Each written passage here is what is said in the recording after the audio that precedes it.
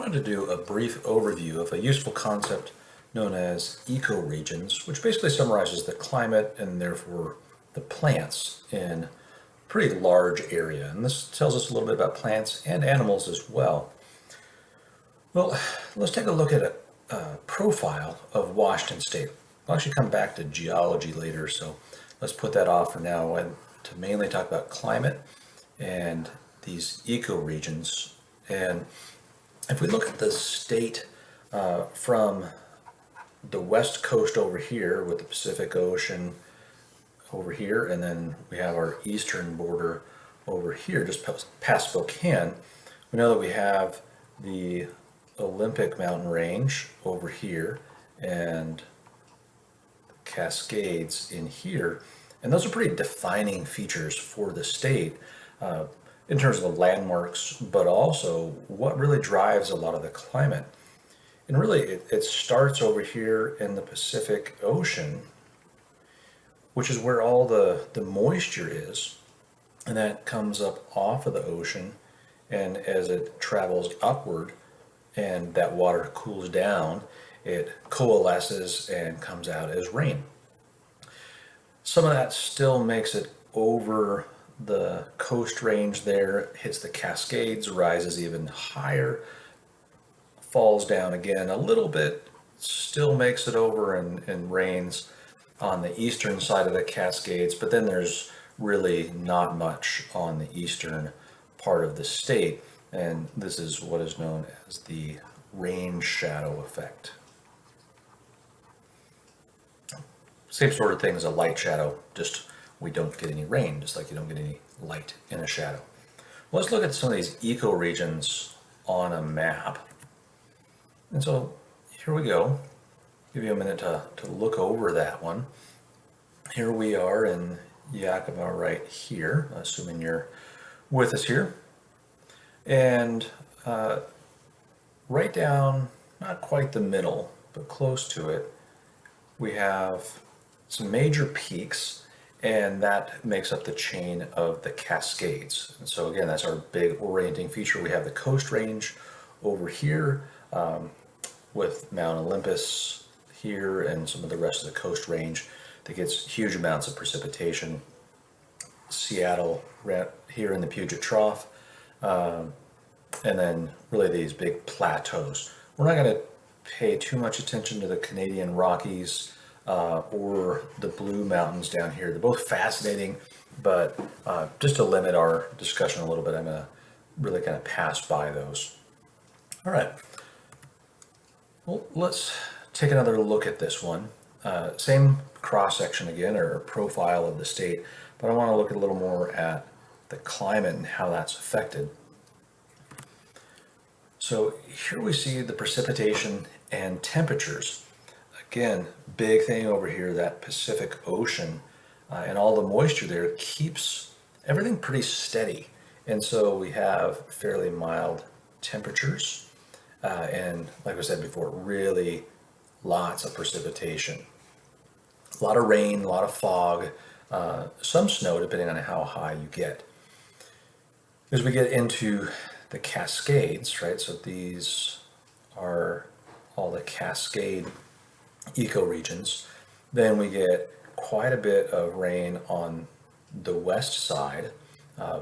This 160 is more for the North Cascade ecoregion, little less so as you move further south.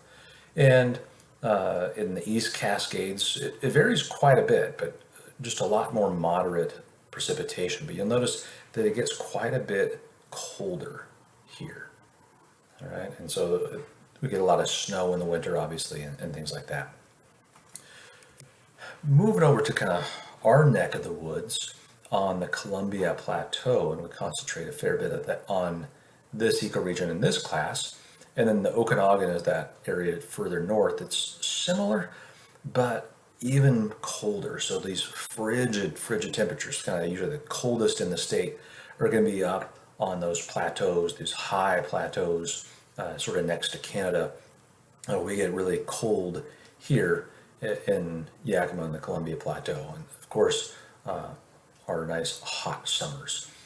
People come over to the Palm Springs of Washington, as we kind of say tongue in cheek, coming over from the Puget Trough where Seattle is, to get some of that warm temperature over here on the east side.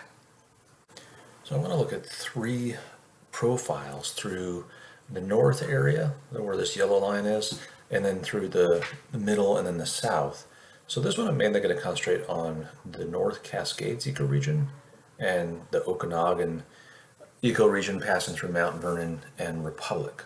So let's take a look at how the climate affects the vegetation there. So as we get into the middle of the state and have the North Cascades, then over in here, then we have a wet coniferous forest.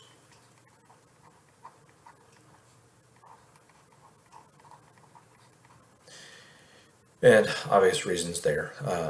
Conifers do well in the cold, and it is very wet because of the effect from the Pacific Ocean. By the time you get up to about 7,000 feet in elevation, then the trees kind of stop. We hit timberline, and you get some alpine areas where the trees just can't survive up that high. Then as we get over into the Okanagan ecoregion and that plateau, it's fairly high in elevation, around 3,000 feet or so, and we get some ponderosa pines and the like in really what's a dry coniferous forest or woodland, if you prefer. And so we'll see some of that around there.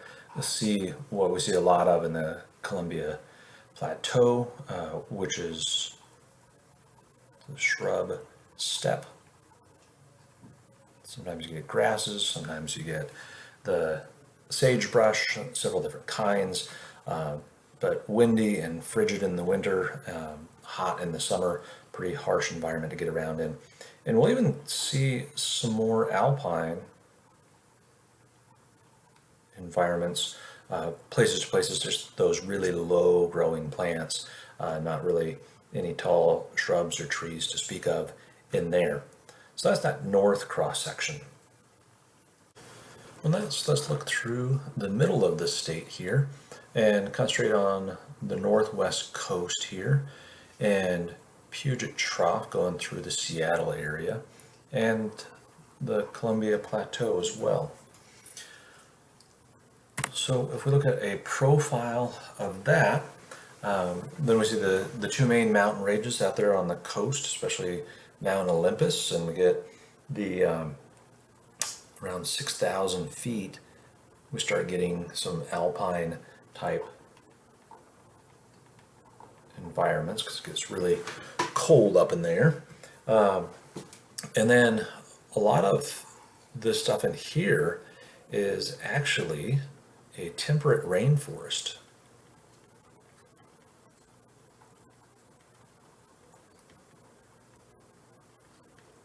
Yeah, I did say rainforest. Remember, there's a huge amount of rain here. It's just soaked, and not only that, they get a lot of fog. Just that coastal influence keeps this really, really wet. So that's what we got over there on the northwest coast. Looking at that one. Moving over here to the Puget Trough. So that's where Seattle is, and Puget Sound obviously comes in through there. This is the surrounding lands. So you can see here we're dipping below sea level. So there's Puget Sound in there.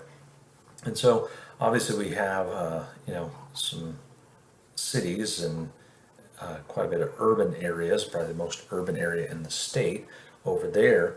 But in terms of natural lands and what it used to look like, we have this kind of different looking guy here. We have some broadleaf forest covering a lot of these.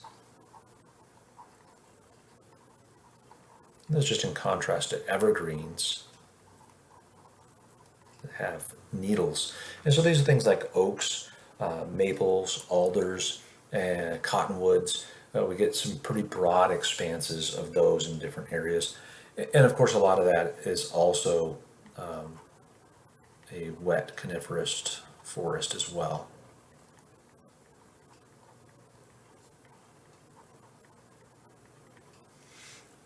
You can see lots of hemlocks and Douglas fir. So we get a little higher up here. We get into some firs, but even just the lowlands in the Puget Trough, a lot of Douglas firs and hemlocks, things like that. We cross over. We're going to skip over the East Cascades for now and really check in with the Columbia Plateau. And this is again where we're at, and this is lots of shrub steppe, just like the Okanagan Plateau, although maybe a little bit less varied in some ways, but soil type really drives a lot of the differences here. And as we get over into Spokane, we start getting into that Rocky Mountain area, and you start seeing those big ponderosa pine trees again.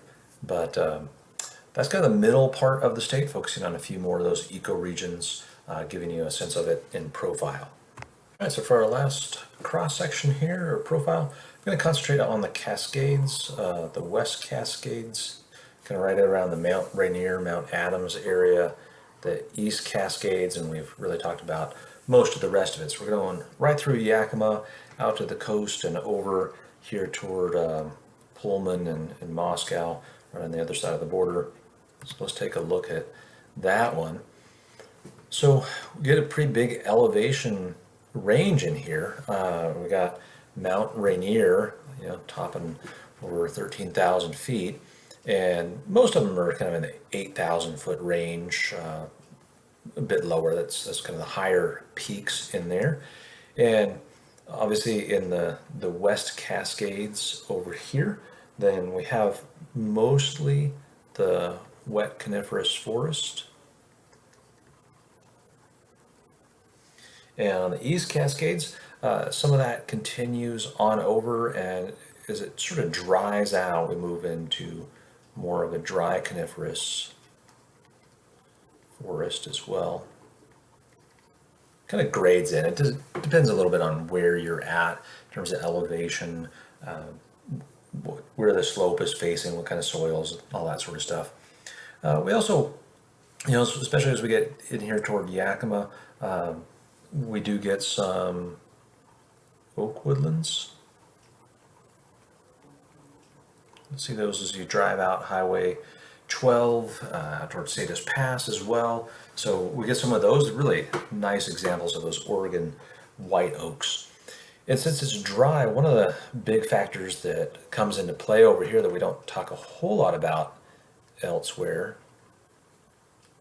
but it's a perfectly natural part of the ecosystem, is fire. Fairly frequent occurrence on through here. A little less or a little more rare in other parts of the state, but that's another pretty significant ecosystem shaper in the East Cascades.